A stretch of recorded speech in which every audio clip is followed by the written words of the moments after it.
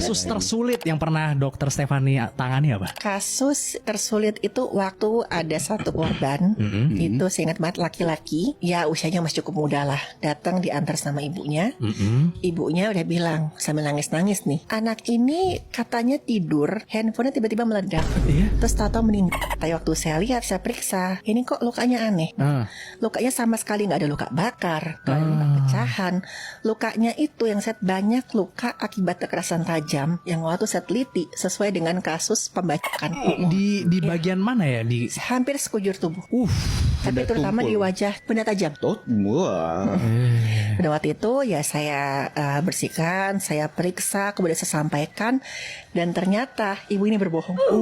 Ya, ibu ini cepat itu berkali-kali bilang, saya nggak mau anak saya diperiksa, saya nggak mau anak saya sampai dibedah. Saya pengen udah langsung bawa pulang aja. Kami keluarga sudah menerima. Tapi saya kasih tahu waktu itu ke pihak yang berwenang, ini enggak, ini bukan gara-gara pecah. Lukanya ini luka karena kekerasan tajam, kasus baca kok ada set lukanya. Ini mas, yang benar bisa kaget itu.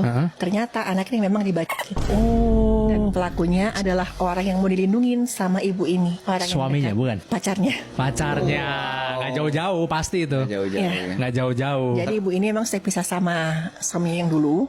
Anak ini tuh anak dari suaminya. Terus katanya mereka sempat bertengkar sama pacar barunya, kan anaknya nggak setuju ibunya sama si pacarnya ini. Pacar barunya.